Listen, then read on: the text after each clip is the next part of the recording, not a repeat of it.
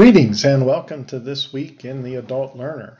Our topic this week, addressed through reading of a text chapter in the Ambrose text, is about motivation, and in particular the motivation to learn. The quote I chose this week by Stephen Downes points out the idea that if we need to think about education as being something other than what's provided to us. And so we often conflate education and schooling as meaning the same thing, but they really aren't. That education is something that we create for ourselves. And that, by definition, means that we have a certain amount of self-directedness and a certain amount of motivation in pursuing learning. And that without that motivation, education won't take place. We have two principal objectives this week. One is to explain the role of motivation in the learning process, and the other is to connect the expectancy value theory of motivation to the strategies that an instructor can use to motivate learners. Although in general we're leaving theoretical discussions until later in the semester, the Ambrose text focuses considerably this week on a particular model called the expectancy value theory. Frankly, I'm perplexed as to why Miriam and Birima failed to discuss this model in their chapter on motivational theory, which we'll engage with later in the semester. So this is a good time for us to consider what I feel is a very practical approach to motivation and learning. To begin our exploration of this week's topic, I'd like to be able to relate motivation to other aspects of learning. To do that, I'd like us to return to an example misconception question from week 3. A question where we explored how different learners might perceive their knowledge of how physical properties change as one goes deep into Earth's interior. Now, a learner might mentally contemplate 3 different kinds of statements when facing a problem such as this one. For instance, they might say, "I think that I know the answer." Another consideration would be, "I care about knowing the answer." And lastly, that I'm willing to learn the answer and I will learn it. Each of these questions actually represents a completely different function of the active mind.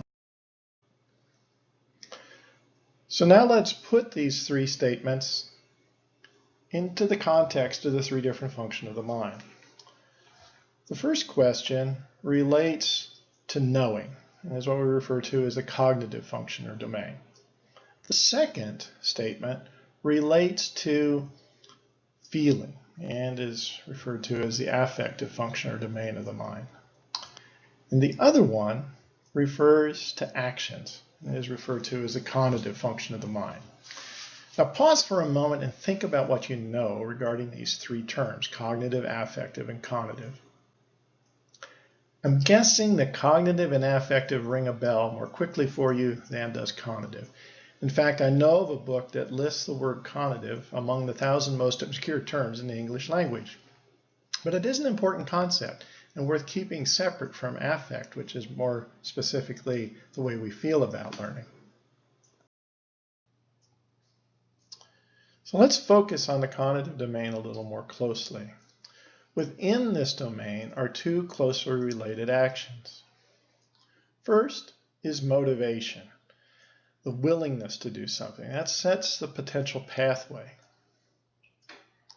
But volition is the actual carrying out of the motivated task.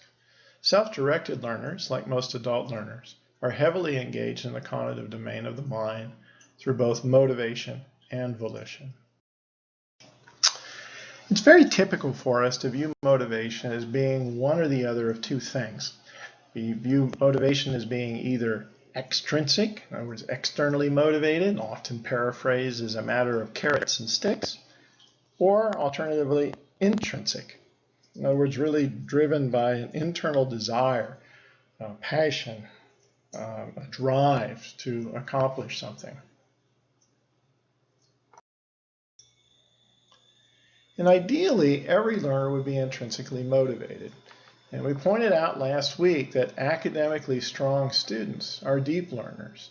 And motivation to learn, and intrinsic motivation in particular, is a key attribute of a deep, effective learner. Now, we commonly think that adult learners are better learners than grade school and traditional college students because they're more mature and are more strongly motivated to learn. Some adults in my undergraduate classes tell me that when they feel unmotivated to perform in a course or simply distracted from learning by the demands of job or family or both, they try to remember how much they impress learning upon their children, and they realize they need to keep motivated themselves to avoid seeming like a hypocrite to their child. Nonetheless, there are certainly many circumstances in adult learning environments where the learning climate, the learning conditions, the way in which the teaching is undertaken works against the motivation of the learner.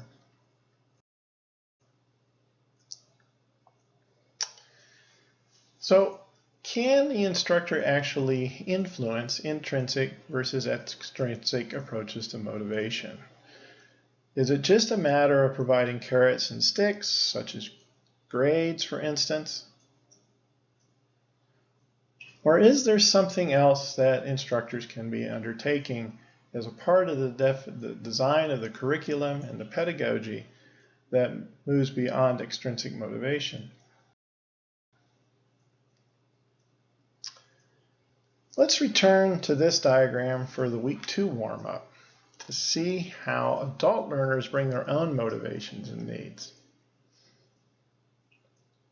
There's motivations that are related to the relevancy to job and life, the reason for continuing lifelong learning. There's the need for learning that's related to solving problems that have been encountered, usually in the professional world. There is a strong motivation to be involved in developing learning goals and directing the learning experiences. If instructors of adult learning situations can tap into these particular motivations and needs, then there'll be a greater proportion of intrinsic versus extrinsic motivation for learning. To show an example from my work in faculty development, consider that the role of a faculty developer in curriculum revisions is to be a change agent. The change agent needs to be an educator to both the organization in order to effectively undertake the change and to the individuals who need guidance in how to implement the new instructional designs and pedagogies. In both my work with the medical school faculty and instructors who teach the entry-level science and math courses that I reach out to through the STEM Gateway program on main campus, there are big pushes for redesigning courses and curricula. The change model that has been advocated for these processes necessarily includes motivation. My colleague in these endeavors is Audriana Stark, a doctoral student at OILS, who is shown here presenting a poster at last year's Faculty Development Conference.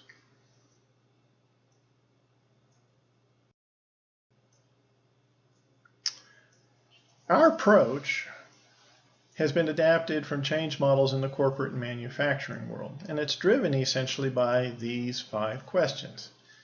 Is the change necessary? Is it the right change to make? Can we successfully make the change? Who supports this change? And what will I gain? We can then relate these 5 change questions to 4 critical conditions for change. The need to change, the knowledge of what to change and how to go about doing it, supportive work environment for the change, and rewards for undertaking the change. Now you might look at that valence question, what will I gain, and the related condition for change, the expectation of a reward. So that sounds like pretty much an externally motivating enticement. But it is only one of the 4 necessary conditions, and all of these conditions require interventions and influences beyond the individual.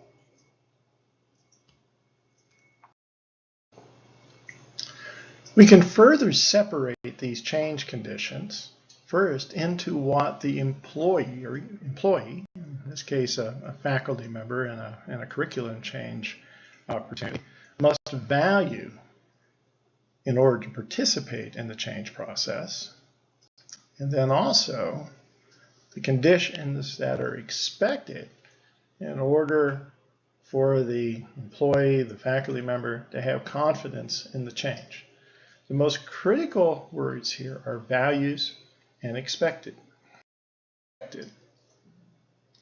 This is the essence of the value expectancy model of motivation that you will encounter in the Ambrose reading, and from my experience is a critical theoretical grounding for the motivation of learners of any age and any context.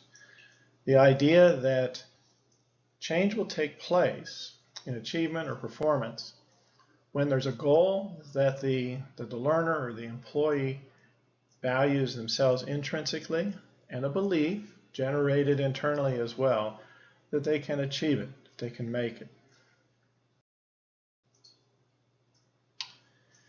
Here is how your reading illustrates the expectancy value theory. Notice that the motivation is driven by these two elements, expectancy and value, which leads to goal-directed behavior that ultimately leads to a change in learning and performance. We can further divide this diagram to represent the two key elements of the cognitive function of the mind. Here's the motivation piece, and there's the volition piece. It's important to keep in mind that motivation is insufficient to complete a task or undertake a change. Volition is the actual performance. Arguably, the best role of an educator when it comes to the cognitive function of learners is to activate the motivation of the learner, himself or herself, to develop external processes that trigger intrinsic motivation. That's the power of using expectancy value theory in educational settings. So if we can connect to the needs and motivations of the learner as we design our learning experiences, we have a greater likelihood of activating that intrinsic motivation of the learner. So as you continue to engage with our learning resources this week on motivation to learn, here's some ideas you might think about. Consider, for instance, times in the past when you've been motivated or unmotivated to learn. What was different about these two situations? What role did you play in the motivation level? And what role did the teacher play in the motivation level? And lastly, how can you engage people learning from you to be motivated and to act on that motivation? So that's it for my introductory warm-up to this week's section and topic, and I look forward to hearing from you about it, either through communications that we have individually or through your 4R submission this week. Adios.